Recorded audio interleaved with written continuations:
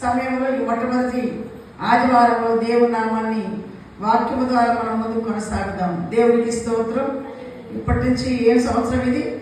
కొత్త ఏం సంవత్సరం?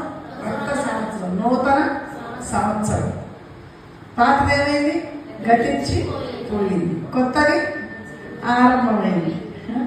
మన జీవితం మరి మన బట్టలు కూడా కొత్తవి కొనుక్కున్నాం, మన ఇల్లు కూడా కొత్తగా చేసుకున్నాం, మన చర్చి కూడా డెకరేషన్ చేసుకున్నాం, మన బిడ్డల్ని కూడా ఎంతో చక్కగా ఎప్పుడు లేని పెట్టి స్పెషల్స్ వండి పెట్టాం. పిల్లల్ని బంధువులు పిలుచుకున్నాం, వాళ్ళకు కూడా కొత్త కొత్తగా అన్ని రుచులు చూపించాం. అంతా కొత్తవి.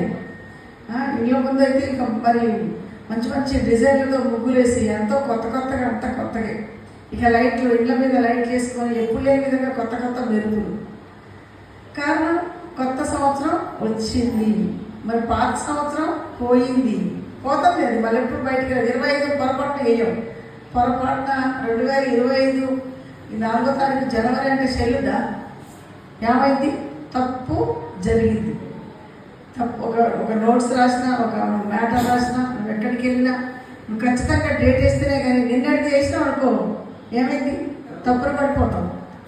మరి నిన్నటి పనులే ఈరోజు మనం ఇంకా చేసుకుంటా పోతే, నిన్నటి తప్పులే ఇంకా చేసుకుంటా పోతే, నిన్నటి నిర్లక్ష్యమే ఈరోజు ఉంటే, నిన్నటి నీరసమే ఈరోజు ఉంటే, నిన్నటి పనులే ఈరోజు మళ్ళీ మనం చేయగలిగితే, చేయదగిన పనులు, అనరాని మాటలు, మన ప్రవర్తన మంచిది కాదని తెలిసి కూడా మళ్ళా నువ్వు రిపీటెడ్గా దాన్ని చేస్తే ఎవరైనా తప్పున పడిపోయినట్ట కాదా?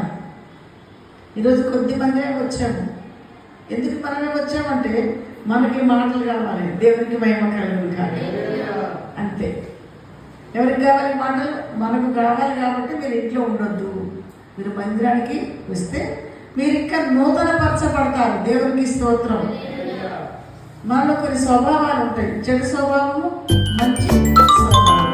బైబిల్లో ఏంటంటే ప్రాచీన స్వభావం, నవీన స్వభావం. గట్టిగా చెప్పట్లు ఉంటుంది. ఈ లోకం సామెత ఏంటి? చెడు స్వభావము, మంచి స్వభావము. బైబిల్ భాష ఏంటంటే ప్రాచీన స్వభావము, నవీన స్వభావము. నవీన స్వభావం అంటే క్రొత్తది, నూతనమైంది. చూడండి,